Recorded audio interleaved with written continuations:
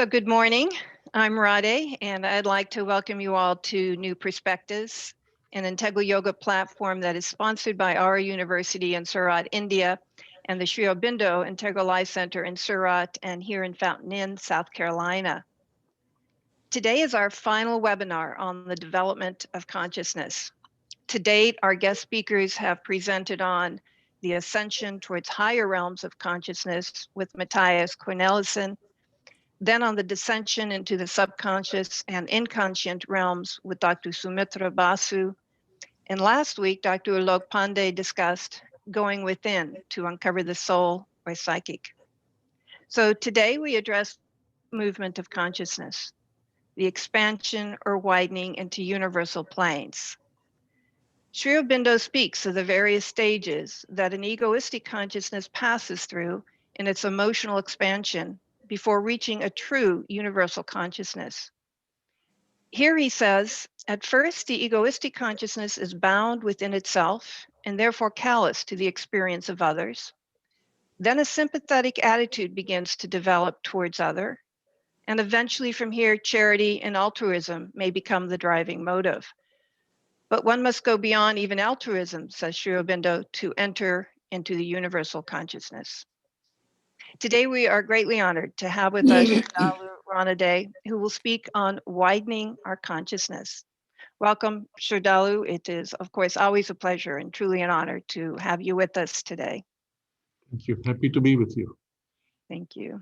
At this time, Dr. Vladimir Yatsenko here at the Sri Aurobindo Integral Life Center in Fountain Inn, and our moderator for today's webinar will more formally introduce Sraddhalu and open our New Perspectives Forum.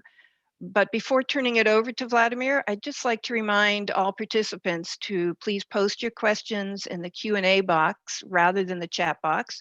And we have allotted time towards the end of the hour for Sraddhalu to address your questions. Thank you, Radhe. Sraddhalu Ranade is a scientist, educator, and a scholar residing in Sri Aurobindo Ashram, and with his immersive workshops on integral education, he has influenced over 5,000 teachers throughout India. He has traveled worldwide in over 30 countries, delivering lectures and conducting workshops on education, management, self-development, and Sri Aurobindo's integral yoga. We welcome Sraddhalu to shed some light on this profound topic of widening consciousness, why and how it is important for self-realization, and especially within the framework of integral yoga practice. Please, Sraddhalu.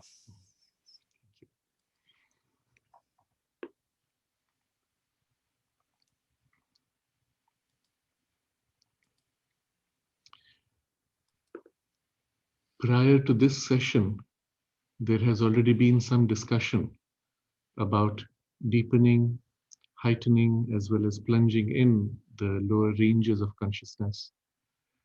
And initially, I will touch upon some ideas which would have already been discussed then, but bringing them now into the larger context of this widening movement of consciousness. In our human journey, our first or earliest memories is of an emergence from an extremely narrow focus of ourselves, a kind of a extreme self-centeredness into which we are first born. The nature of that birth is experienced by the soul as a plunging through many layers of consciousness, denser and denser gradations, until it finally joins and fixes itself or binds itself into the physical body of the child. And the physical, biological base of the mind of the child, that is in the brain, is not yet fully formed at that point. And therefore, the entry into the physical body and identification with it is experienced like a tremendous, stunning blow to the consciousness. Everything is suddenly dulled, narrowed, darkened, made heavy, and there is a loss of memory, loss of sense of ourselves, and often a complete loss, in which you wake up as this body that is born. And so, at first, our earliest memory in the physical body is this narrow, little, fragile, dependent center of the universe. Because as a baby, your first instinct is not to be looking out to build relationships outside, but it is to be looking out to take nourishment for yourself. The first instinct nature instills in us is one of growth of our individuality. Into that, there are other complex instincts, but the first drive is the growth of the individuality and the stability and perhaps a more completeness in the growth of the individuality. And so you feel hungry, you cry, you make a sound, and the food comes in. You hurt yourself, you cry, and someone comes and pacifies you and cares for you. And it's as if the whole universe is out there to serve you, which is a beautiful experience. But very quickly, as the individuality begins to grow, the universe also starts tapping on our windows and our doors, asking them to be opened, but not too early. There's a graded process in which the nature's instinct in us takes us to a complete and healthy individualization. If you observe the gradations of consciousness which unfold, even from a biological perspective, you see first the healthy development of the base of the physical body.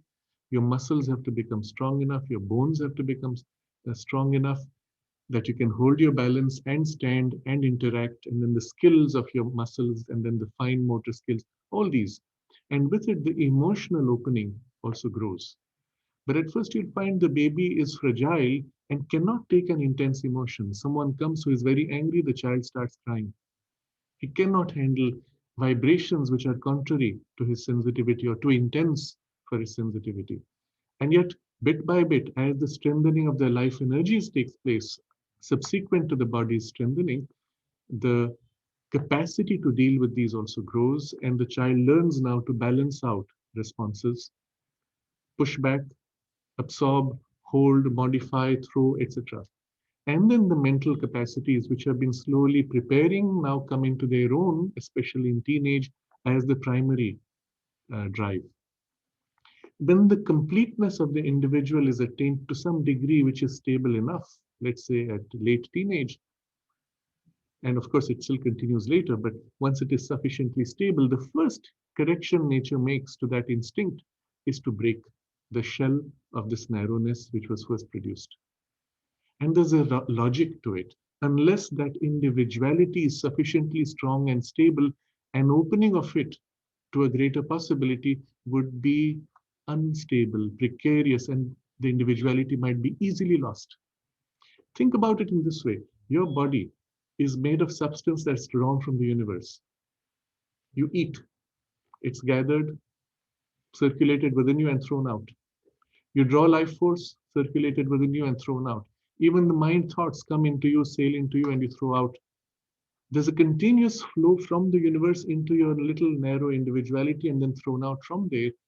The underlying reality is this complete universality, always. The individuality is almost like a knot, like a little whirlpool in the ocean. And it's so easy for the whirlpool to lose itself, lapse into the whole ocean.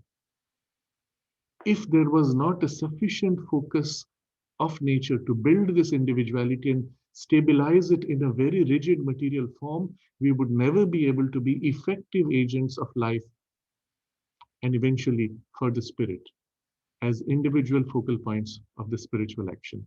So there's a huge investment nature puts in strengthening and binding us into narrowness first, which then later we struggle against, but with good reason now we understand.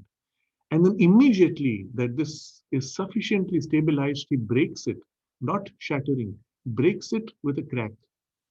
And what you experience as a teenager is suddenly something opens within you and you look at someone else and you feel, oh, my life is meaningless without this falling in love or whatever form the experience is without the other. And in the general Western psychology, they speak of this as cathecting. Suddenly barriers fall and you lose your sense of separateness momentarily, but it's an unhealthy loss. There is not a healthy relationship. It's not really love. It's not the true sense of love. It's an imitation of the true love, which is, we will discuss later perhaps as we grow in the discussion. But it is a first reflected, distorted element, an egoistic love, we may say. Ego is often used in a very negative sense, but we have to understand the true sense of the ego is only this sense of separation which allows us to form an individuality. It is a necessary and it is a healthy stage of development. Egoism is the obsessive reference to your own ego in a manner that is unhealthy.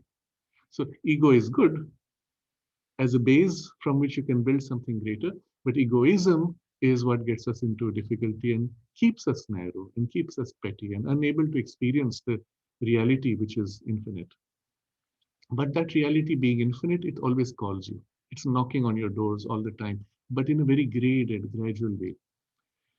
Again, if we look at it from the larger picture of the reality, and we can now speak of these things freely because there's already been perhaps earlier backgrounds of this discussion, the whole universe is as if a conscious being, a conscious expression of the divine. And the whole infinity of possibilities of the divine are waiting to manifest in the universe and in us and through us. But that which is already in the universe is looking at you as this egg which has been growing and the chicken that's learning to break out of the egg. And at some point, when the chicken is unable to come out fast enough, you get the little taps from outside, helping to crack your shell so that you may speed up the growth. But that is done with a wisdom, a profound wisdom, to ensure that the individuality, the base built, is never lost. So this initial description which I've made is common to all our life. There are further stages which are also common to our life. What happens then? Perhaps you lose the love of your life. You think your life is ended. You find a second lover, a third lover. Eventually, you get married to somebody because now it feels like your life is worthless without the others. And then out of that, of course, there are further complications and conflicts which break through to give birth to a child. At that point, you realize, holding the child, that you're ready to give everything you have for the well being of this child. You want to give your best to this child. And of course, with all the good intention, you cannot. Just as with all the good intention where you thought your bond of love would be perfect and the only true love in the history of the universe, well, it doesn't work out. And we realize quickly that our sense of individuality is much more complex than we thought. I thought I wanted this, but I realized there are parts within me that don't want this or want something else. And I'm not an individual integrated person. I'm so many things pulling and pushing. And all my relationships are these complex pulls and pushes. And then as we grow further, we realize these different parts connect to different people and different spaces for different needs. And we are not complete unless we connect to all those spaces. Or rather, we don't feel ourselves fully expressed or fulfilled unless we have the full satisfaction of all these experiences. And bit by bit, nature draws you, draws out your potentialities and needs, and connects you to more and more complex spaces until, let's say, in late age, now you have grandchildren. You look at your own grandchildren and you look at other people's grandchildren, and they're almost the same. You would care for others' grandchildren as much as you would your own, interestingly. You wouldn't have done that to your own children because the sense of I, this is part of my body, this is a piece of me, is too strong. But in the grandchild, it's still my grandchild, but it's not a part of my body. So you are a little more detached and you can equally see all those grandchildren. Meanwhile, your own sense of I has widened enough that it's not just my family, but our families and our society and humanity, perhaps, if you're a little lucky. But that's about it. And then you'll be ready to quit your life. If you're not ready, you'll still be kicked out of your life eventually when the biology ceases to sustain you. You'll come back and go through the same cycle again. Going through this cycle, let's say a few hundred times, you will find something changes that makes you more mature. Perhaps at a very early age, in teenage, you will have experiences where you will begin to respond as if you were a grandparent. And that's the slow process of nature by which across many lives we are taught to outgrow our natural limited starting point of the fragile ego to grow into something wider, but on the base, which is still this ego. Now, if this were to go to its culmination, how far would it go? And very likely, we cannot conceive of anything beyond this. In reality, though, there are experiences which creep in or burst in by and surprise us. You're perhaps sitting on a mountaintop, and suddenly, in this expanse of space around you, you forget yourself. You lose all sense of space or time, and you're held in a vast, and then gradually the experience fades away. Or the impact of the experience stays, and for a few days, and even after you come back from your mountain trip, something has changed. What happened? You have no explanation. And if you did not have a deeper spiritual perspective, you would say, oh, it's such a wonderful place. I feel so free when I'm in the mountains, but now I come back to city life and I forget my freedom. It stops there. In fact, something far more profound happened, which was also nature's intention, but which takes much longer in the normal scheme of things. As I said, the entire universe is this conscious being. And the infinity, which is the nature of this being, is always drawing us. But this process is too slow. And this is where the conscious participation in our spiritual journey comes in. And when you choose that, this experience is only the first of many through which we will grow rapidly to discover what. And here we will take a step back from this discussion and look at what are the different parts within us. I mentioned briefly that we're a crowd of so many different pulls and pushes. But what are they? Where are they? And Sri Aurobindo gives us a very detailed description of gradations of consciousness that form our physical body, our vital body, and our mental body. And within each of those gradations, there are faculties and powers and functions, and all these he maps out in great detail. You don't find such a great detail of mapping in any other text or spiritual tradition of the world in the history of the world. Now you can ask yourself why. Why does he spend so much time to go into all these details? And there's a very good reason. In most of the books or traditions, spiritual of the world, even when those traditions speak of fulfilling your life on earth, but the goal being spiritual, in most of these traditions, there is this implied sense that all this is useful, is a good base, but the spirituality is outside life. And in order to realize that, you have to eventually abandon all this. So make good use of this, but that's where it ends. Sri Aurobindo's integral yoga turns this around. The realization of the spiritual consciousness is only the first step. Its full manifestation and plenary revelation in life, as a divine life, as a transformed expression in matter, even in the physical body, of a divine mind and a divine life energy and a divinized body, this perspective changes everything. Now, every single faculty, every single power on every single plane of our consciousness is going to be divinized to express a unique aspect of the divine in the manifestation.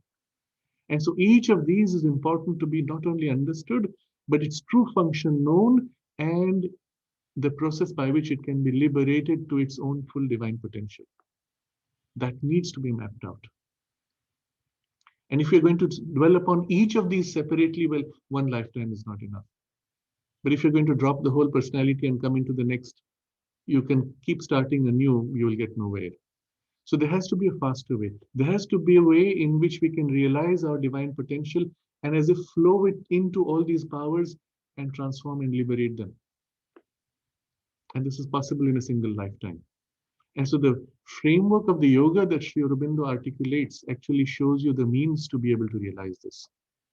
There is no other such extraordinary, profound, and complete tradition, text, or experience ever described in human history.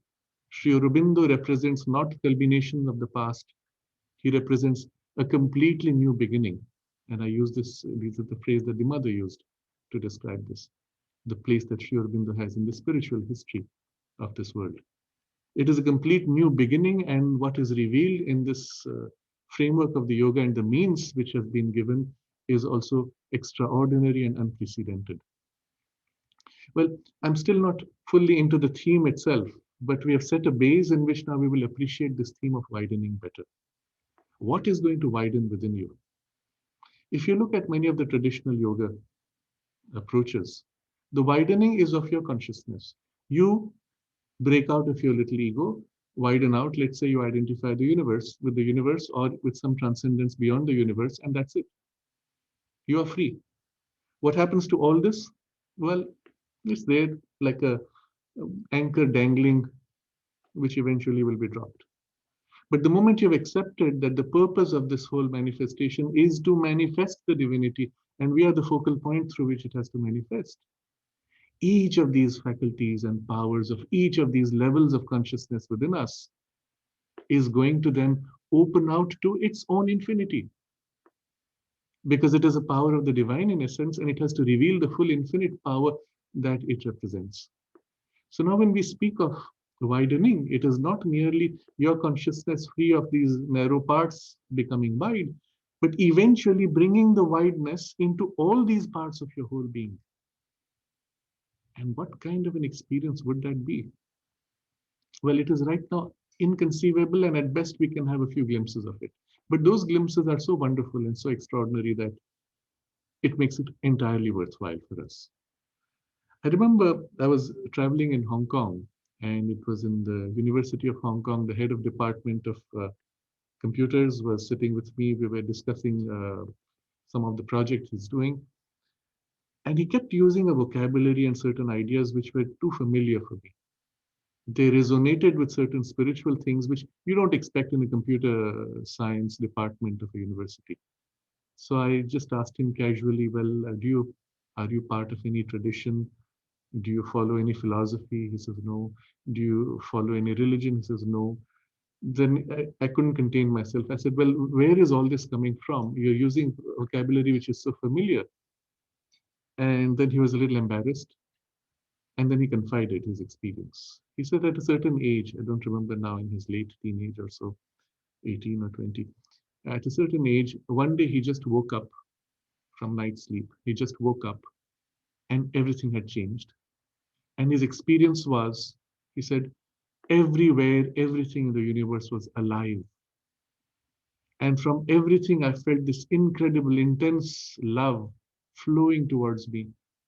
And from me, this intense love flowing towards every object, every human being, even the stone, every animal, everything, and to the whole universe. There was this outpouring and inflowing of love from everything in the universe. And he said, I couldn't function normally. So I'm listening with my eyes wide open, my ears wide open. What a beautiful experience he's describing. And then I said, and then he said, well, my friends took me to a psychiatrist. He put me on medication and the experience went away. And I said, what a pity. What a pity. Had you been in India, they would have celebrated you as a saint. But this little glimpse, and it's a first glimpse, it's actually a first entry into what is waiting for us to live in, not just as an experience, to be the reality in which we live, and far more that is still to pour out in this and through this experience. This is only a first glimpse. In your sight itself, you begin to perceive the divinity and the nature of the infinite in all finite objects when the inner sight opens, or in the inner hearing, or in the taste and smell and touch. In each of these contacts of the senses, you would experience the full widening of infinity. Infinity meeting you through a finite point of contact. Literally, the experience would be as you touch a flower, you will experience in the flower the entire universe leaning forward to become the flower. And the perfume of the flower would be the perfume of the entire universe, but through this form of flower, with a unique representation, with a unique quality highlighted. But in it, the whole universe. And such would be our experience in our senses. What happens then to our intelligence? The mind opens out. And what is the vehicle the mind is meant to represent or manifest knowledge. What does the mind open to? Therefore, all knowledge. You see, somewhere inside, deep within us, is this instinct that I should be able to know everything. Look at the scientist pursuing a track of or a quest for knowledge. Implied in the quest of the scientist is the idea or the conviction that he can know what he wants to know. When, for example, in Europe, there was a struggle with the church, and the church said, oh, all this cannot be explained, or this is how God does it, no explanation. Galileo's response when he was asked, what if God makes the planets go zigzag? Galileo's response was, then he would make our mind capable of understanding the zigzag movement of the planets.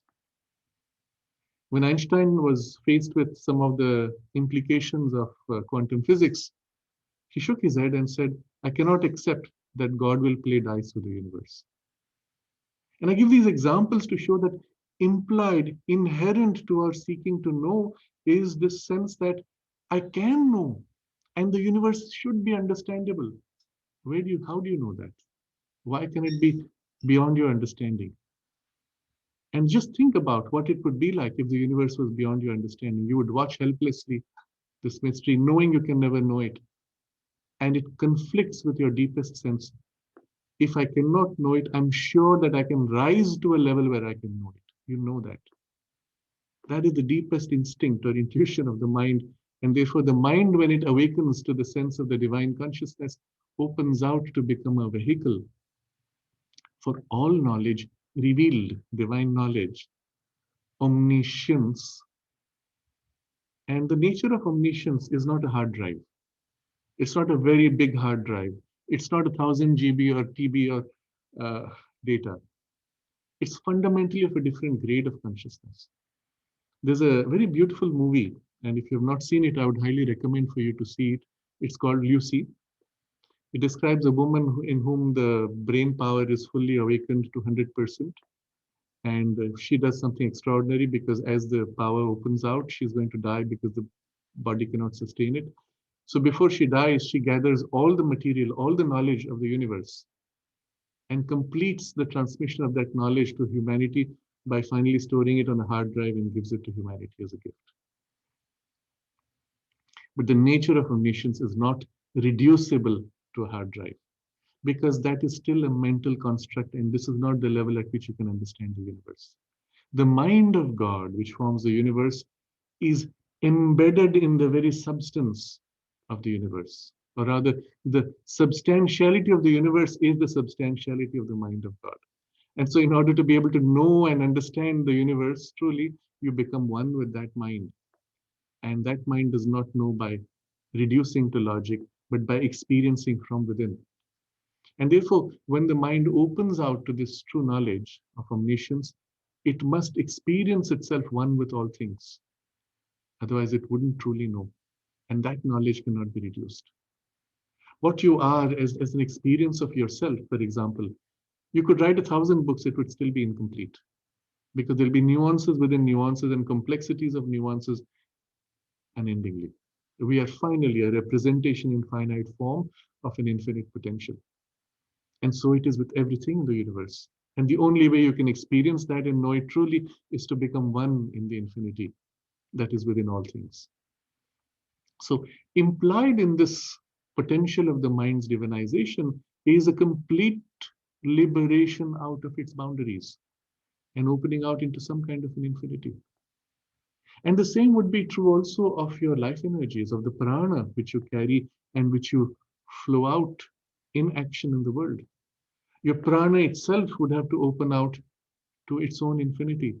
Remember, we started with this idea that we are like a knot. Energy comes in from the universe, whirls in, and then flows out.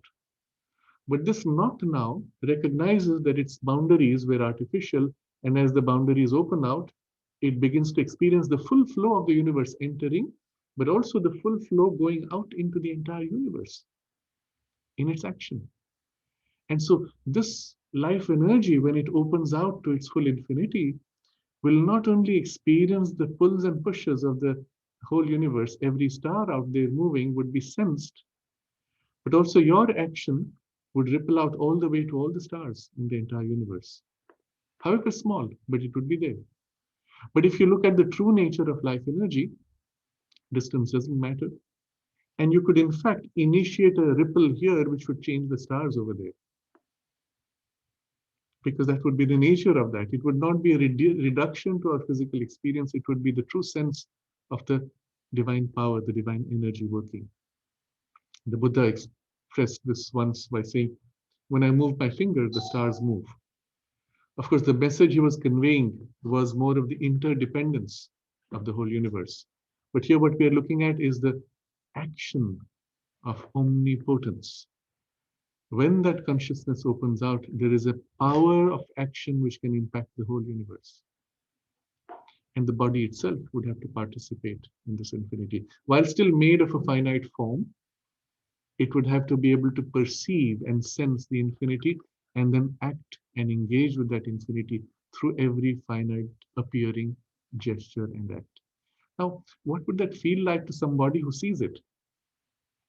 When my teacher, MP Pandit, had his first darshan of Sri Aurobindo, he walked into the room and he writes, he said, he felt as if he was in the presence of the Himalayas. Such a massive, majestic, deep, intense power, as if the entire mountain range with its full potency held and yet in a single form. In Savitri, Sri Aurobindo describes all universe held in a wandering drop. I don't know if I have the exact quotation, but something like this. Such, even in the physical encasement being finite, the consciousness which it would express physically would be an expression of the infinite. And the power so great that its action here would be symbolic, representing an action of the whole universe and on the whole universe.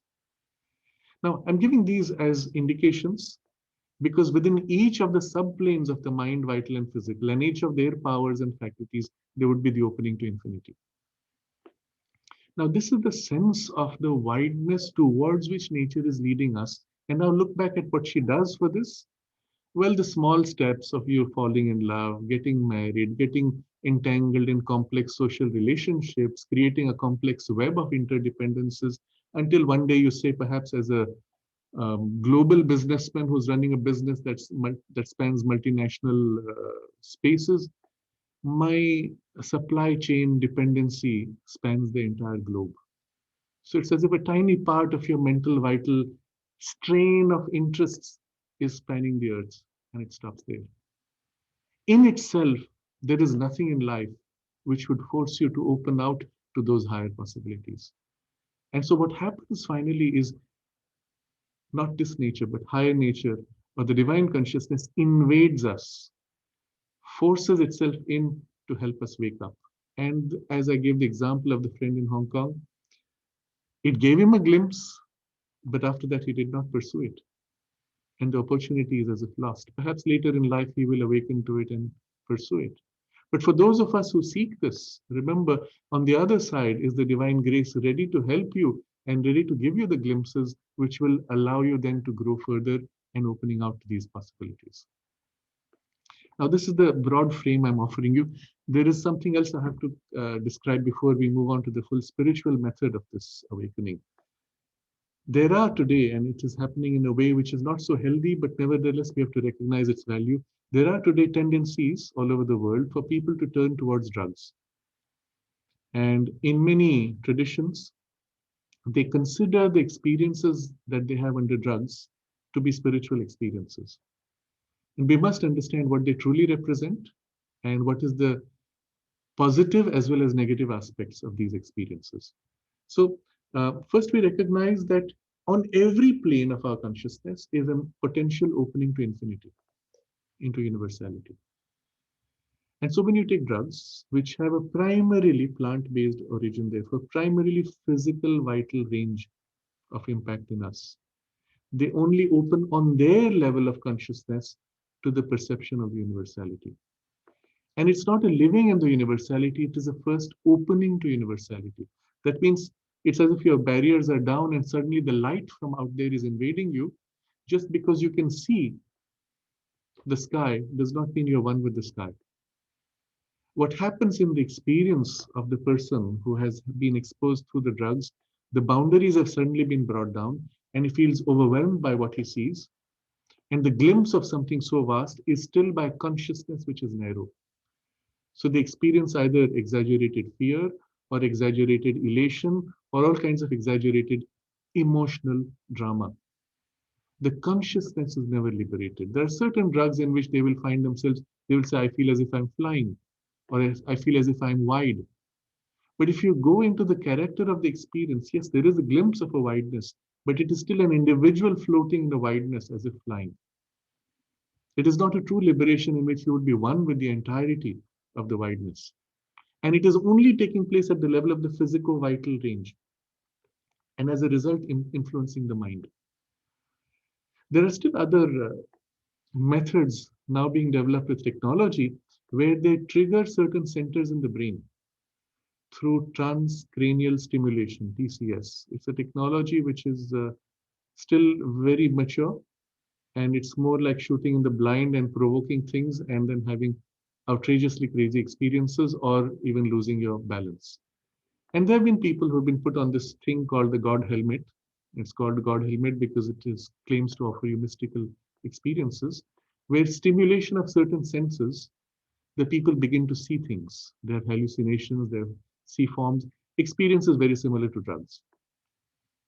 And sometimes positive, sometimes negative. But the positives are as valuable as the negatives because they are not a true spiritual awakening, they are still vital openings. The vital world, Sri Aurobindo explains, is a domain in which you have finer gradations of vital levels, each of which is infinity. And within each of those infinities, there are ranges or domains. All the heavens and all the hells belong to the vital. So you can have extremely beautiful heavenly experiences and extremely ugly hellish experiences, and it's still in the domain of the vital. It's not even touched the universality of the mind. But these people, because they don't know anything better, will come back saying, oh, I had this spiritual experience. I went to the fourth heaven or seventh heaven or whatever classification they have from the religious background, with no way to validate whether it's true. And of course, it's true to a degree, but not true the way they think it is. So I'm pointing to these as being also gateways to open to universal experience, but dangerous because the ego fragile, which I said is fragile, and nature has to work hard to make it strong, that ego can be disbalanced. Not only that, because the boundaries have been forced down outside your control. Things can invade from outside in a way that they can attack you or hook into you. And although later the boundaries you may think have come back because the drug wore off, no, there are holes. And the hooks have been set, and then you're always pulled. You're infected by force, by an energy which is outside your control, unable to free yourself from that entanglement. Or in that action, something is permanently damaged in the brain because all these drugs, they push the boundaries of the normal balance of working of the nervous system. Something is permanently damaged, and thereafter, for the rest of your life, you are vulnerable to certain types of influences. Again, without realizing it. And you may be damaged for life, preventing you from developing your higher spiritual potential. Because every time you open to something higher, you are exposed equally to this dark or nasty world of the vital, from which you don't seem to have any way to protect yourself. Now, I'm explaining all this first to put in context the place of the drugs and those experiences, but also to warn you of how dangerous it is and understand why nature spent so much time of a few billion years to make our ego so rigid and strong that we cannot break those shells easily and expose ourselves indirectly to harm by a premature lower horizontal opening.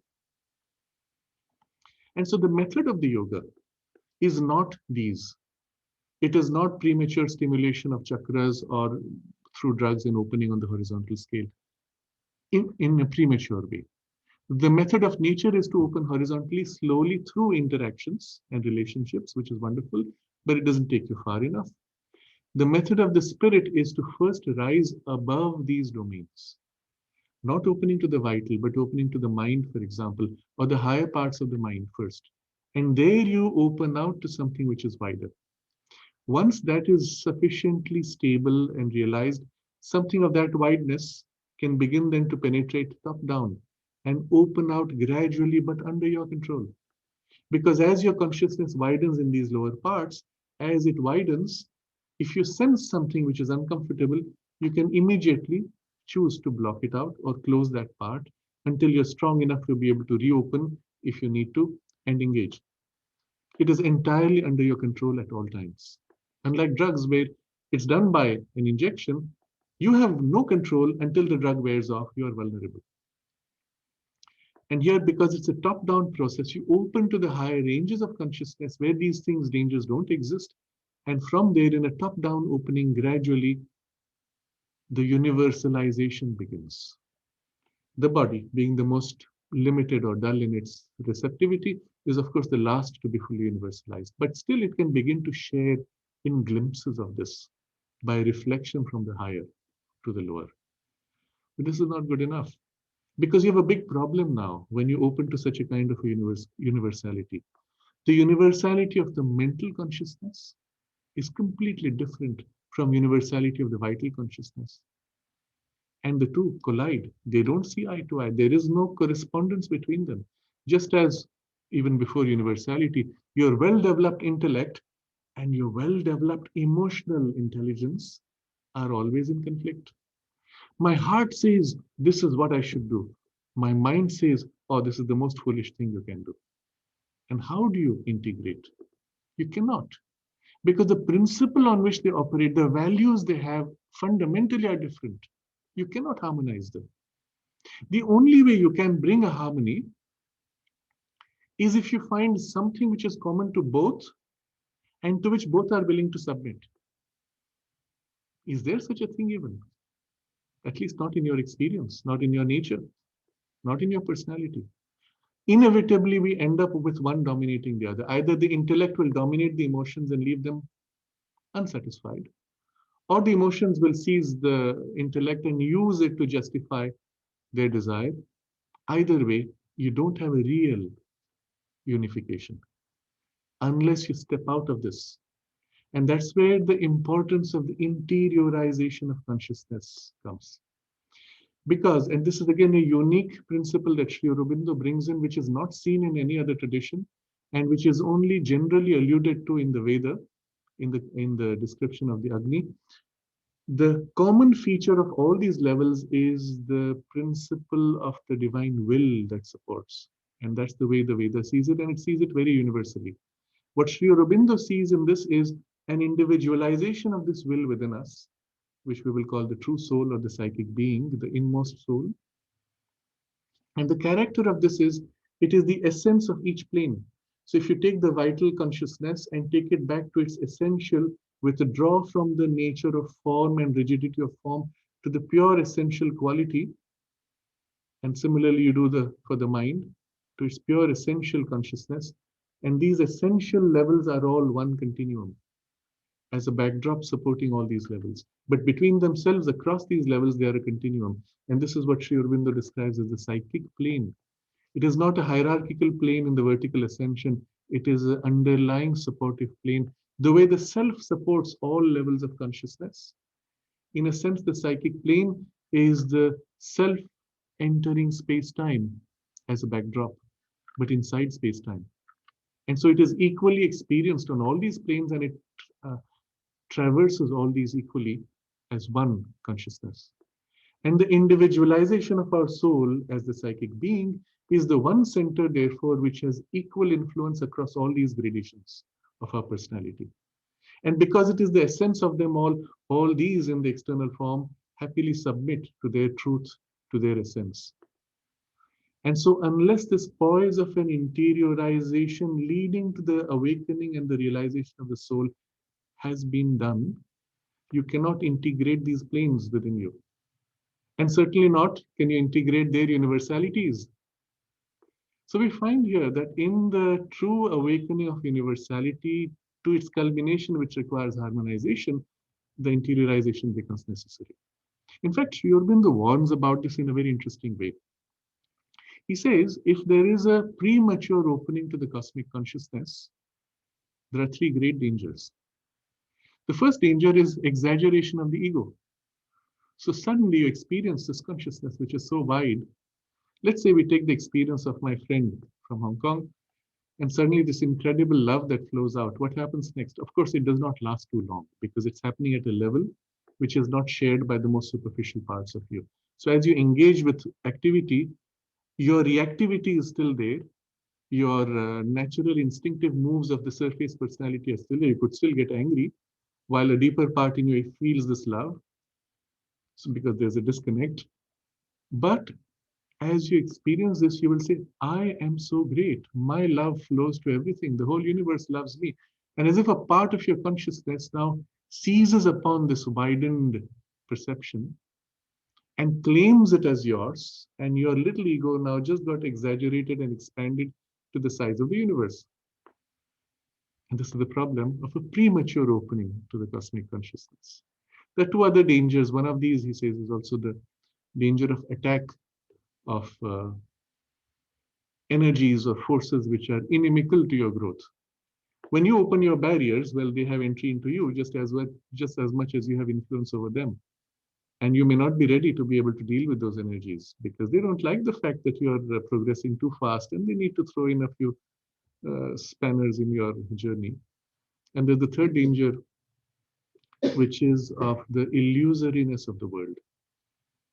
When the consciousness opens out, again, these are variations in experience, when it opens out to the perception of the underlying presence of the divine or the self, against the solidity, the permanence, the sheer reality and concreteness of that experience, things in the world appear to be almost unreal. Like the whole world is made up of like a stage set, like a cinema fake set. Everything is made of cardboard and made to appear like a pretense, hollow, unreal, no substantiality. It's fickle. If you poke your finger, it would just collapse, or so it appears. Compared to the depth and intensity and permanence, solidity, sheer reality of that underlying experience. And so, what's the correction to these three possible dangers of a premature opening? And what makes it premature? So, the correction, he says, is the psychic consciousness being sufficiently emerged and taking charge of the personality. That would be the preparation before you could have this opening to cosmic consciousness safely, or opening to the self within, behind, through the psychic. So this is another problem. You could open in some of the more Vedantic traditional paths. You would step back from the whole personality and open to the self. But then again, this illusoriness would come. But if you were aware of the psychic and experienced the self as the backdrop of the psychic, the source of the psychic itself, then you know yourself in this universe as the psychic being, and the universe is experienced as real as the self, although still illusory in appearance of the underlying reality. And then one could begin to perceive the underlying reality cut through the appearance of the illusoriness. So this is to show you that the full awakening of this widening of consciousness would not be safe nor complete unless this inward centering and foundation in the psychic influence at least would be sufficiently set. And a similar thing we will see in relation to the upward ascent as we proceed. Now, what happens next? Let's say we discover this influence in the center, which can harmonize our mind and vital, but still, as we open out to the universality, in the universality of the mind, you will still see incompatibility with the universality of the vital, because you still need to find something on the universal scale, not just your individual consciousness, which is common to both. And what is common? They're so different fundamentally. And the physical world equally is so different. And within them, sometimes finer gradations, which are so different, an infinity of those gradations. How do you ever harmonize all these? At best, you can slide between them and make some kind of a compromise. That's about it. Unless you were to go to the very substance which forms all these worlds. And that essential substance, which is also universal, became the base from which you could then experience all these densities of worlds to be specialized densities or concentrations of that. And therefore comes the need for a vertical ascension to be able to harmonize the horizontal. And the higher you go, the more complete the embracement of the lower ranges can be. Of course, the higher ranges of mind, for example, are much more easy to harmonize because they're plastic, they're open, they're already conscious. The same consciousness going towards the physical would experience a huge resistance and darkening and an inability to integrate unless you went all the way to the highest, which alone can overcome the lowest.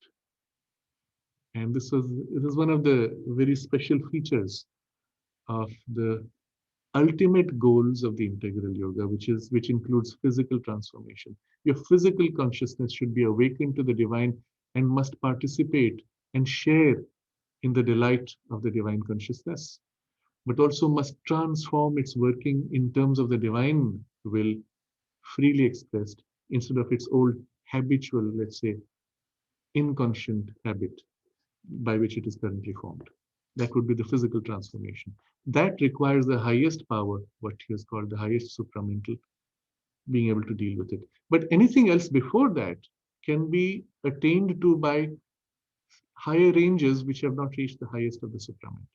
So the higher you go, the more you are able to embrace the lower and include into yourself. And therefore, the need for the vertical ascension is seen for the fulfillment of the full horizontal potential. Here we have an important observation Sri Aurobindo makes. In the traditional systems of yoga, which aim at a withdrawal from life, or which aim at a realization of the absolute, even if they don't withdraw from life, as in Buddhism, the goal is realization of the absolute, transcending the relativities. Just that as a goal, and you can still see the world as a domain of suffering, out of which eventually you will withdraw. But meanwhile, you accept that it is there. But you will live in a consciousness that is free.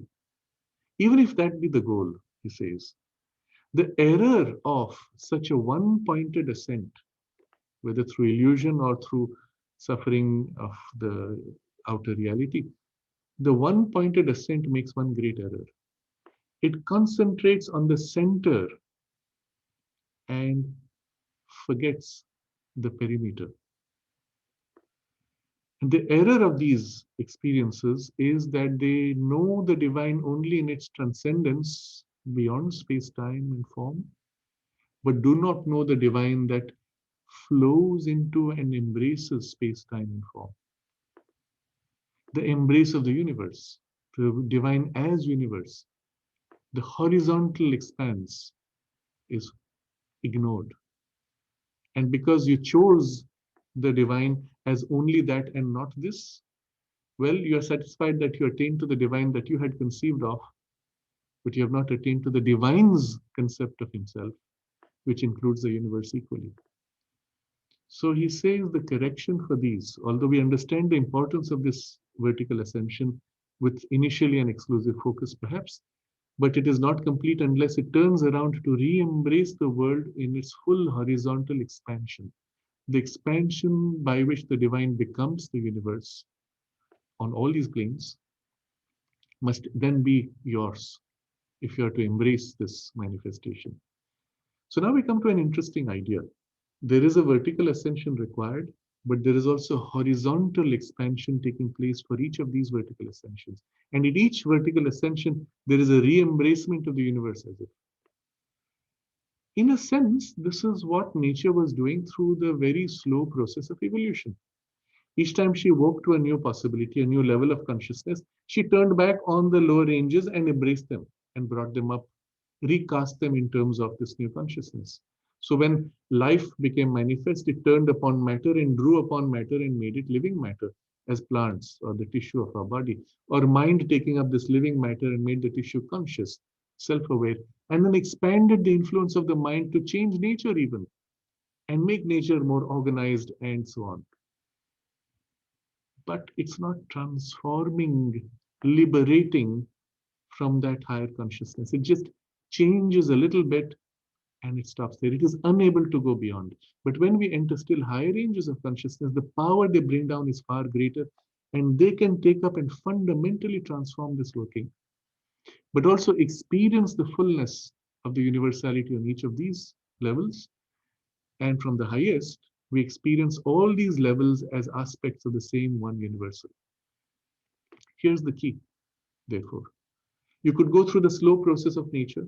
You could work on each of these powers, faculties within you very slowly across millions of years, or you can make a rapid ascent, never in isolation though, knowing always that it is the focal point of this whole expanse. You make a rapid ascent to as high as you can, and centered and founded in the reality of the divine consciousness, you turn to embrace the whole world, and of course, it includes yourself. And in this embracement, all these faculties, all these powers now can freely open out on every plane of consciousness to their full universality, to their full completeness, to their full infinite potential that they contain and which they're struggling to reveal. From that single point, turning back to re-embrace. So such is the broad framework, and I'm conscious that I'm simplifying things a lot, but this is how we can first get an understanding of these different directions or dimensions of our awakening. There is an inward awakening necessary even as we grow wider. Otherwise, we cannot really be truly integrated as a person. There's an upward opening necessary and a heightening. Otherwise, we cannot truly integrate the planes in their width. And in the highest divine consciousness, we experience that which is the fulfillment of all these lower planes. And that coming down is the only means by which they can all be awakened and transformed. So, this is a very broad perspective of the nature of our human journey that we begin with every little birth, but which we do not have enough time or means in the normal human life to be ever able to complete. And this is where nature can take us up to a certain point and not more. And then she says, that's all I can do, help me. And from above, then the divine help comes, takes up what has been prepared by nature and begins now to reshape and recast it. Sri Aurobindo uses an extraordinary phrase, extremely suggestive and extremely powerful in its implications. In the Life Divine, he says that one of the conditions for you to be able to have continuity of consciousness across lives is for you to become plastic to the influence of the infinite, to the touch of the infinite. That means when this divine consciousness comes to act on you, to help you, are you able to respond to it sufficiently? Are you plastic enough to it? Or are you still this rigid rock? So it has now to knock to soften you and maybe crack you a little bit in order to soften you. Or are you already ready in your natural evolution, coming to a point where you willingly give yourself to the touch of the infinite and say, shape me, form me. If this is the base that we have been brought to, then thereafter the divine Shakti, the divine energy, the power of the divine consciousness working on us and in us is able to shape us and rapidly develop this potential and awaken us, lead us to our highest divine fulfillment. This is where that principle of surrender becomes so important, to be able to give yourself to her. But you cannot do the surrender without first a call and then a removal from within you of the things which oppose or resist that which you aspire for. So the three steps: aspiration, which is where you call and you say, beyond this, I need the help. Rejection, which is the part that says the things which are not aligned to my call, well, that I have to be able to remove. And then the surrender, which is when the action of the divine Shakti begins on you, you yield, you give yourself and joyously give. And you see, these three words which Aurobindo uses is encapsulated the essential process of the transformation. But this must take place in all of our being, in all of our parts, in all their faculties and processes. But you begin with that which is most conscious and most aspiring.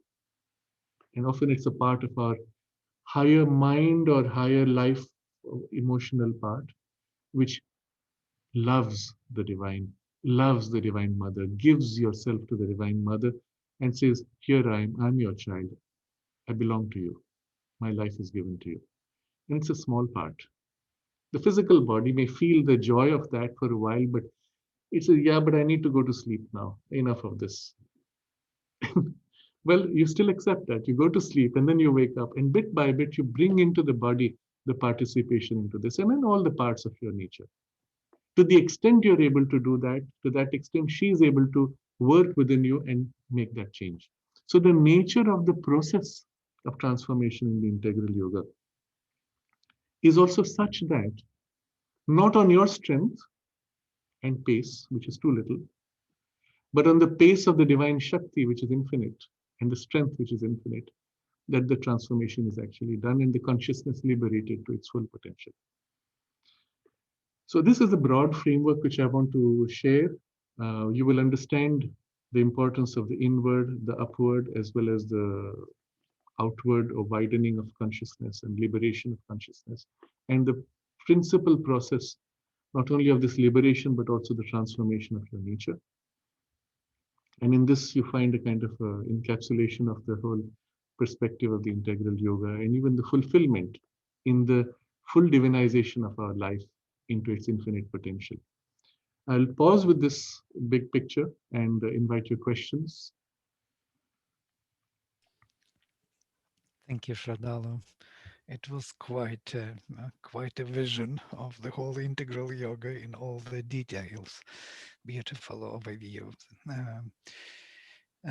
Of course, there is another kind of way of describing it, from the psychic transformation towards spiritual, and finally to supramental, the way how Sri Aurobindo deals with this. And the psychic is enlarged, our psychic is universalized, but first it has to come to the front. That means it already made mind vital and body its means, or some kind of transformed them to be enlarged, to be universalized. So that's just exactly kind of the summary of all your description, how things should take place, and why the psychic transformation is to be first, not to fall into those dangers of being influenced by universal consciousness within our not formed yet and not conscious ego sense in the mind, vital, and body. Yes. Thank you for this beautiful overview. There are many questions here, and I'm not sure whether how we should proceed, whether you should read them and select what you want, or I should help you out. What I could do is perhaps merge some of them. Yeah. I suppose everybody cannot see the questions. Is that correct? No, they Okay. can't see. So But there's one question about what happens when we study something we cannot understand, and then we come back after a week or fortnight, and then we can understand. There's another question about what happens when we leave the body. Can we choose the time when we leave? And someone asks about the shell of the chick is cracked with infinite wisdom, so that individuality is not lost. What is meant by that? And what specific exercises are most beneficial and supporting for widening consciousness? Difference between prana and consciousness, how do we distinguish? So these are the first few. I'll just touch upon all these and perhaps blend some of them into each other. So first, recognize that from the perspective of the true soul, the psychic being, you have always utter freedom. But the power to exercise the freedom may not be fully developed, because it has still to exercise this freedom through the mind, through the vital, through the physical body, which may not be receptive to it. The psychic being may want something, but the person's surface personality and this narrow ego sense will say, I desire this, and it may go in a completely different direction from the psychic. So there's always a struggle, or let's say, disconnect between the true seeking and the freedom of choice which is there, from the more superficial mechanical parts of our nature, where that freedom does not really exist. We are almost victim of our own nature and character and habits and circumstances. So when it comes to the sense of choice when you leave the body, the psychic being has a choice. It can choose to stay on. But if the outer personality shell is damaged, or chooses to allow itself to be damaged, the psychic being says, yeah, but what's the point of continuing when I can't do what I want? And while we say it has a choice to stay, it may choose to leave because there's no point in staying. Equally, if the outer body is completely damaged, still the psychic may say, no, I'm going to wait until such a day. And we have seen examples of this even in the ashram. And one person comes to mind. I can share this. Hutaben, her body had already gone to a point where medically she could not be alive.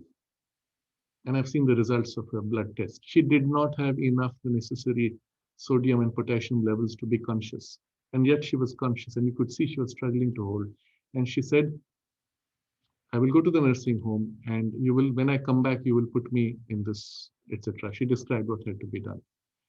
And the day before she left, and she chose to leave on the same day as the mother, she told everybody, tomorrow you'll be taking me home and you'll dress me in white. She chose her day. She literally dragged her body. You could see that. That's the extent of an awakened psychic being. It can just drag the material. It can hold it in sustenance as it chooses. Or on the other hand, if there's a gap between the two, the outer personality is blocked. The psychic says, no point. I'm going to start afresh. Or it will ask for help. And the divine help comes and gives it a knock and a crack. You see, the outer personality shell is too rigid. And it needs a blow from outside. Suddenly, all this arrogance of my achievement is lost overnight. And I'm broken as a person. And I start introspecting. And a whole different journey begins. Or a kind of a shock that comes and you question, why am I doing all this? What am I seeking? When the 9/11 attack took place, many people who were working in the building, who came late and so didn't die, they held this shock. They said, what have I been doing all these years? And they chose completely to change the direction of their life. It was an opportunity, the shock, the crack was an opportunity for the inner influence to push forward and seize on that moment to put its influence. And so the crack of the infinite wisdom from outside is there to assist, and often in response to the call of the true soul, which may feel trapped. It is also the basis to understand how we understand things which we couldn't understand. So you read something, your mind is not sufficiently capable of fully appreciating. But the inner person who is you, the true person inside, the true knower, it turns and says, ah, yes, this is good. And from inside out, it puts out in its influence of true knowledge that fills your mind from inside out. And you come back to the same text after a week and say, wow, this makes so much sense. What happened in between was the attempt to understand called for help from the true knower within you who already has the knowledge. And that true knower put out its true knowledge. But you were too busy turned outward. So the true knowledge could not pop up immediately. It popped up later when you went to sleep, or over the next few days when you were busy with other things, it got a chance to put out its influence. So all of these, I've answered 3 of the questions now. All of these point to one great truth, that your real potential is within you. And so the first exercise, beneficial supporting exercise for awakening and eventually widening, is turn your gaze inward. Now, when you first turn, you'll become conscious of so many things inside you, and there's a lot of junk. I've known of people who spent hours introspecting and brooding over their thoughts and emotions, which is an utter waste of time. They're all clutter. Instead, turn that attention to your deepest center, to your deepest aspiration, or there are many ways you can connect or focus upon it. Become conscious of the part within you that loves the Divine Mother. That's through the heart center. Become conscious of the part within in your mind that wants to know and feel and serve the divine. Loves the truth, loves the perception of the divine, loves the sense of the permanence of the divine, or the knowledge that the divine represents. So become conscious of that deepest part of you that is in relation already with the divine, in whatever way that you know the divine. That's your focus. Put your attention on that. Deepen your concentration upon that. Invite its influence and its values to fill you more and more. Refer your decisions to that center or that influence. So that bit by bit, everything you do in life is aligned to and centered around whatever deepest center that you're able to access. By the process of deepening of this concentration, you will actually discover still deeper the true source of it, which goes all the way finally to the true psychic being within you. So this would be a very simple exercise that you could take up as a first base. And when the consciousness is more deeply known, more deeply felt, with it, you perceive the depth in other things. So the insight is this: whatever you know within you is what you can know in others or in things outside you. When you become conscious of the deeper ranges within, you perceive those deeper ranges in other people and other things. And automatically, your perception of the universe is felt differently. You feel them intimately yours. Because what you feel in them resonates with what is within you, and you feel them as if somewhere as a part of you. And that resonance becomes your first opening to the true sense of universality, which is not transactional, but in identity. So unless you develop within you the capacity, the power of the deeper identification, you will not be able to experience this. Second exercise would be to open all that you are and your littleness to that which is above you, where your higher ranges are held, which are naturally infinite. And when you open yourself to these and invite their influence to fill you, you'll actually experience as if something descending, a sense of a wideness descending, or a sense of a peace descending, or just the divine presence descending. And in the perception of this presence, you will feel the sense of the infinite. And then you'll be able to perceive that again in all things around you.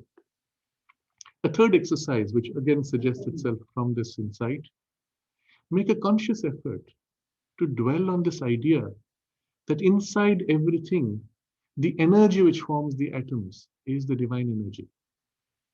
Inside every energy flow of those atoms and molecules and forms and even flowers and things is the divine consciousness working to build these and playing in them, enjoying itself in them. And you begin now to dwell through the mind and through the sight and through your senses upon the pervasiveness of the divine, the immanence of the divine as the divine mother or the divine presence in an abstract way, whatever is easier for you. And after a while, you'll find the perception of this begins to become more and more vivid. So these are three broad exercises which would be a help. All of these would lead eventually to a widening, deepening, and a rising of consciousness. In this, you will experience the different grades. Prana is a very distinctive grade of energy and force of energy. The consciousness is a general term which we use to describe that which is common in all these, where you can become aware. You're aware in prana, that is the consciousness in the prana, but the energy of prana is the force and impulsiveness with which prana flows. The consciousness of the mind is where you're aware, but the movement of the mind is the turn to know and to act and will. But the consciousness is the underlying awareness which holds and spans across all this. So I think I've covered all these first few questions. Next, someone is asking, when rising and widening in consciousness, there's a point where I feel the mind is stepping in the way to go further in the full expansion.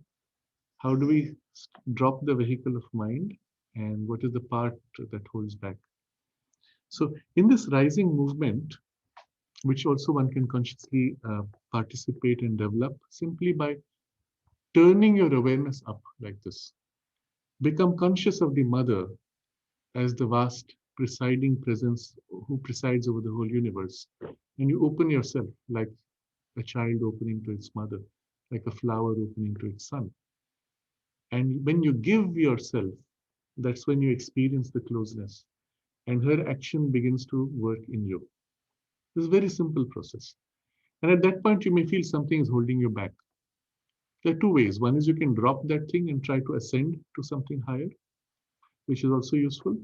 But much more useful in the long run would be the part where you feel this resistance. You open that to her. The fact that you can feel resistance means that you're aware of it. And if you're aware of it, you're aware in it, you can open it from inside to say, take me in your embrace. Let me lose my limits, dissolve myself into your awareness. So it's as if you enter that limited part and say, here, I let go. Open me out to you. I give an analogy. If you take a bowl and approach the ocean and try to grab the ocean with your bowl, you will say, yes, I've got the whole ocean water in my bowl. Yes, it's the ocean water, but you got a piece of it. The only way your little bowl can hold the ocean is if it bursts. But then the point is lost. So what you do, you let the bowl enter and widen out, give itself to the ocean. Let the ocean seize the bowl and open its boundaries. And that's the way your mind or any part of you that you feel resistant will naturally open. And because she leads the whole process, trust that the Divine Mother working in you will open bit by bit, gradually, so that there is no imbalance and you're taken at each step in a very secure way. This is the reason why in the integral yoga, there's no focus on opening of chakras. You'll see in Sri Aurobindo's letters on yoga or on his writings, barely, incidentally, he'll mention the tantric system of chakras, or in the Hatha Yoga, the importance given to chakras and the Kundalini. That's it. He never says, open your Kundalini, open your chakra, do this. None of that. Why? There's a big difference in the approach of yoga. In those approaches, the goal is to get out of this personality and merge yourself into some transcendence. So any chakra is a hole or gateway to get out, or activated to liberate your consciousness, to open out to something, but with the aim of discarding this. So you can have an opened chakra, you can open to cosmic consciousness and be the same crabby, irritable, angry person. We have stories of rishis who would give curses on the drop. With the power of the higher realization, backing the curse, what's the point? So in the integral yoga, the goal is not opening chakra, the goal is purifying and opening the entire plane of consciousness, of which chakra is a focal point. So when the entire plane is awakened and into that the mother works, the chakra naturally also will follow, but not prematurely, only to the extent that the purification and opening has taken place. So chakra opening is incidental and it's done so gradually that you never have any shocking and unbalanced experiences. So this is just to explain that the approach here is different. And so do not confuse with those methods. Uh, there are a few questions here. There are people who say they channel angels or higher beings. And then the role of the mother in this process, how do you surrender to her? Is the Divine Mother the same as the mother? And then there's a question which is about psychotic experiences in Western psychology, having premature experiences of cosmic consciousness, premature expansion when the ego is not prepared. How do you work with such an individual? Treatment for schizophrenics, etc. Okay, so I'll again combine all these into a single general answer. Unfortunately, a lot of what you read in Western psychology is coming from a very immature understanding of reality. So anything which is non-material, they tend to use the word spirit or spiritual. In fact, even in a language such as French, there is no word to distinguish spiritual from mental. The word esprit is mind as well as spirit in one go. Because anything non-material is spirit. That's it, by definition.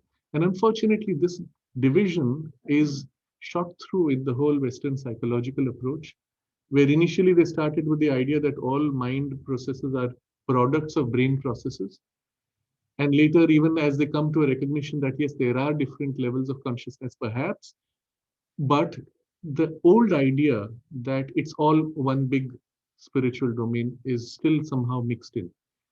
And so what happens is a lot of very crude, low-level experiences are described or presented as spiritual. Channeling by angels or any being, they're all the same in terms of consciousness. They're all links to the vital world. Any being from the vital world could say, I'm here to give you knowledge and lead you away. And you could choose to accept it and say, oh yes, who are you? And the being will say, I'm such and such angel. I'm representative of God. Or if he thinks that you are an admirer of some historical figure, he will say, I am so and so, the head of your religion. And you cannot know the difference. Imagine on the internet, you're on a chat box. On the other side, somebody comes and says, I am so and so. Will you believe it? You'll say, show me proof. The person will send you a birth certificate. Will you believe it? You say, yes, this could be faked. How will you know unless you meet directly with the person and assess their competence by other means? But the problem with these beings is they can be anything and you will never know. And they have the benefit that they can read your mind. So when you try to assess them, they know what answer you expect and they feed you back what you expect. They can even tell you things which you don't know because they have access from the vital plane to all kinds of information of the world.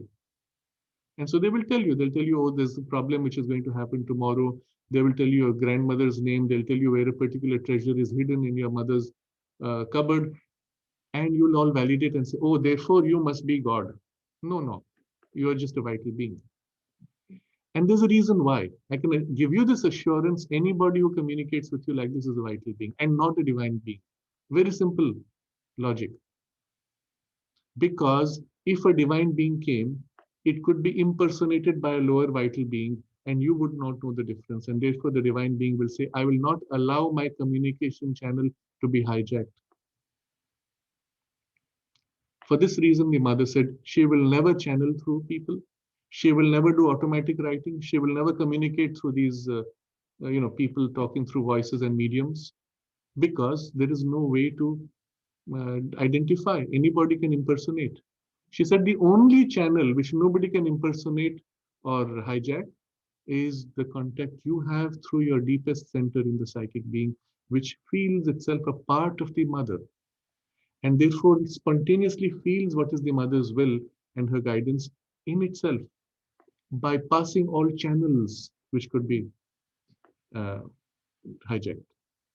So the only way she will communicate is through that center. And she gave that assurance right from the beginning, just because she said they will imitate my voice, they will imitate my handwriting, because that's easy to do from the vital planes. So what I'm pointing out is all these people who channel, whoever they may claim to channel, is not a spiritual being and represents at best some higher vital being or mental being at best. And they also don't find it too interesting to bother with humans. Generally, the higher vital beings do this and do not trust it. At best, you can look at some of that literature and say, ah, yes, it's interesting how much information can come, but the reliability of the information is always questionable. Do not trust. So psychotic experiences unfortunately come into this category, where people have done these practice these things of opening the chakras or done something, or they have an imbalance in their nature, in their nervous system, which has opened them to experiences through drugs. The bulk of their experiences, they may call it cosmic consciousness, is not cosmic.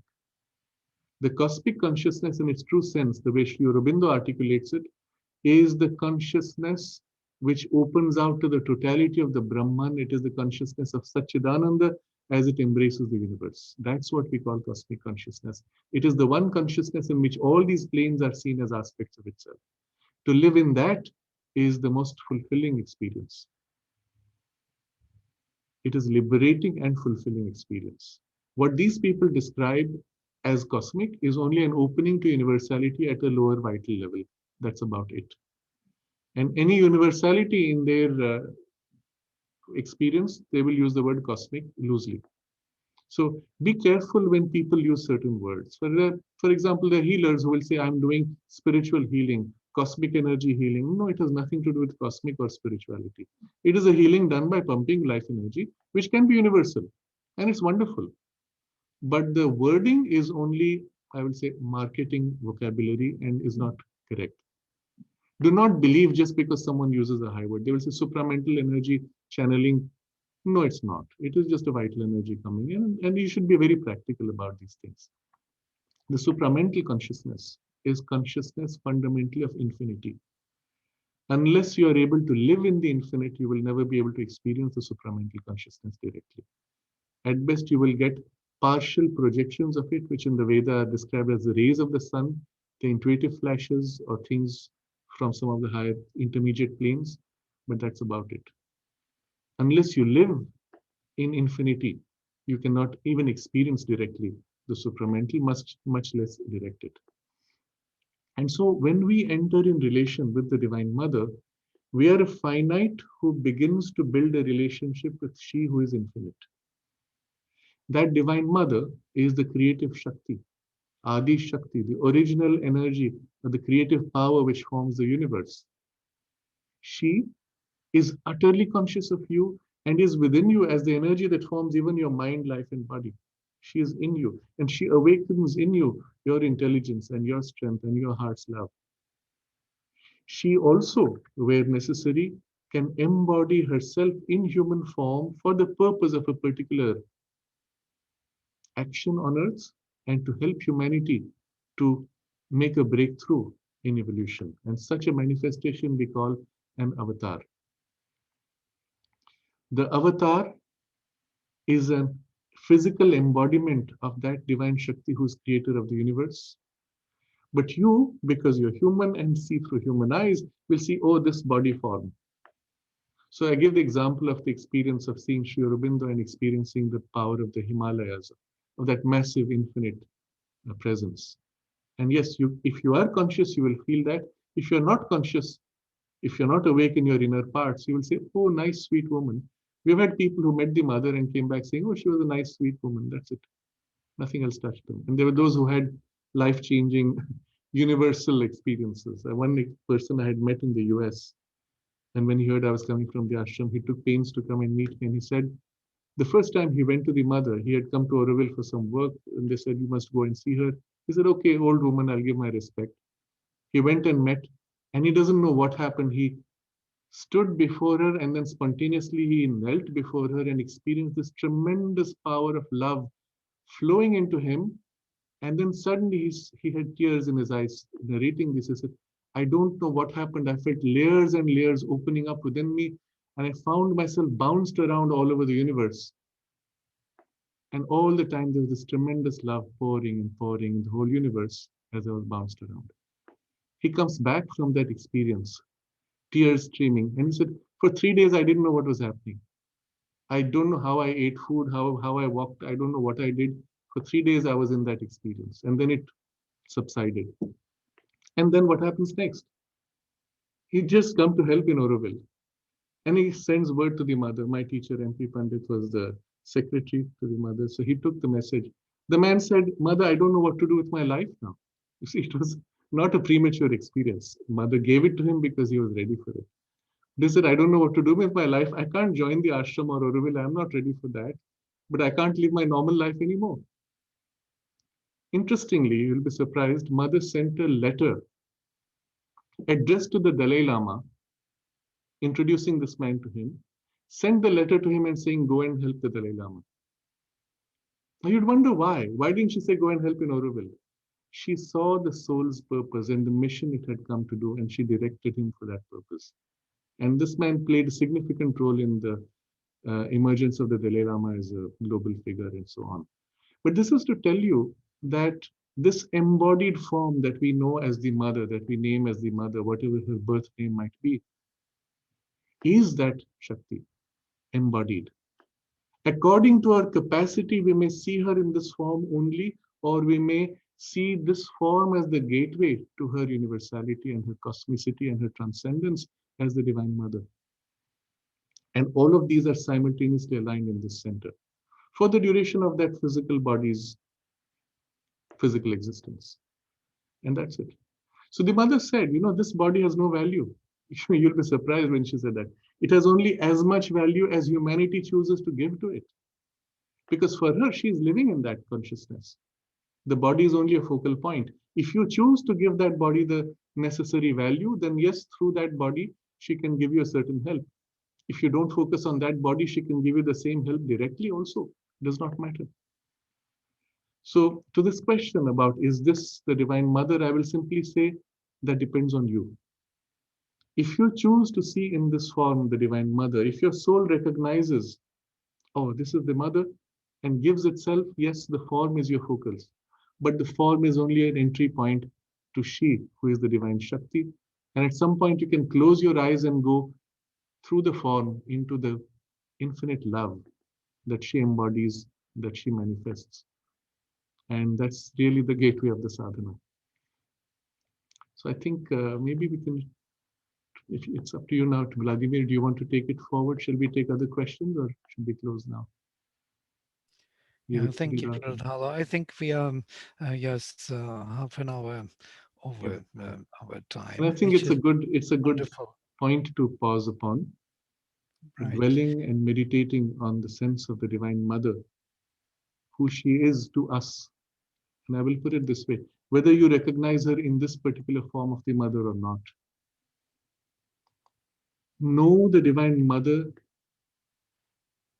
put yourself in her hands, and to the extent that you're able to put yourself in her hands, she will be able to act upon you for the transformation. I'm going to refer to a letter of Sri Aurobindo where a disciple asks him, so and so has told me that if I surrender myself entirely to the mother, then she can transform me in an instant. Is it true? Think about what Sri Aurobindo might say. His answer is yes, it is true. If you put yourself entirely in her hands, if you surrender yourself entirely, then she can transform you entirely in an instant. Think about the implications. The problem, though, is we cannot surrender ourselves entirely because we're not even conscious of ourselves entirely. We can only surrender the part we are conscious, and even that too with difficulty.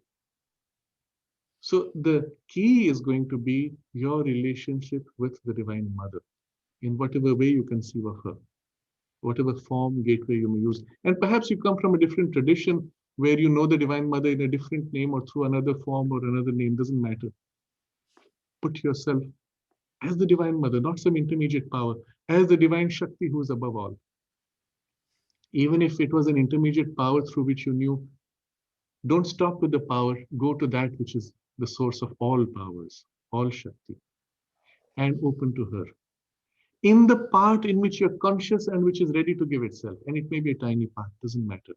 But in that part that you open, she will fill herself, and through that part, increase the consciousness in the rest of you, which then bit by bit will turn and learn to open, through which more will open, and so on. So there'll be a continuous interchange of your consciousness with hers, through which this yoga will be done primarily by her, but with your participation and support, not against your will, with your conscious, willing, joyous self-giving and participation. And so the nature of this sadhana is also, Sri Aurobindo says, the sunlit path, because it is not a painful process. It is not a struggle. It is not a battle. It is not a suppression and destruction of your instincts. It is the turning of your instincts, turning of your consciousness to her in joy. And so each step of the journey is joy to greater joy and not struggle, not suffering. Spiritual life is not meant to be suffering. Suffering is not sadhana, it is perversion of sadhana. The nature of the integral yoga is a journey from joy to greater joy, from consciousness to greater consciousness, and from closeness and intimacy to greater intimacy, and deepening in the intimacy, depth, wideness, and height of the Divine Mother's consciousness.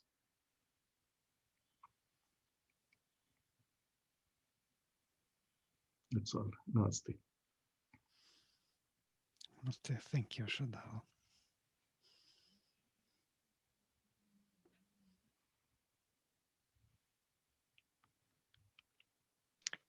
And before everybody signs off, I just wanted, well, one, of course, thank you so much, Sraddhalu. I just personally feel so full right now, and we'll need time to process all this. But I didn't want to end with at least just a reminder to everybody that's on that Dr. Sumitra Basu has graciously agreed for the next 2 Sundays, January 31st and February 7th, to hold a review and Q&A session as a follow-up to his New Perspective webinar a couple of weeks ago on the descent into the subconscious and inconscient realms. And also next Saturday, January 30th, Gerard Quirk presents part 2 of the coming age of mental subjectivism with the talk on the myth of Atlantis. So we hope to see you there. We just remind everybody, I got so many emails of people not being able to get in because we reached our maximum of 100 participants. Please know if this ever happens, we do post on our website and on Facebook within hours of each of these New Perspective talks. So thank you all so very much. Thank you again, Sraddhalu. Thank you.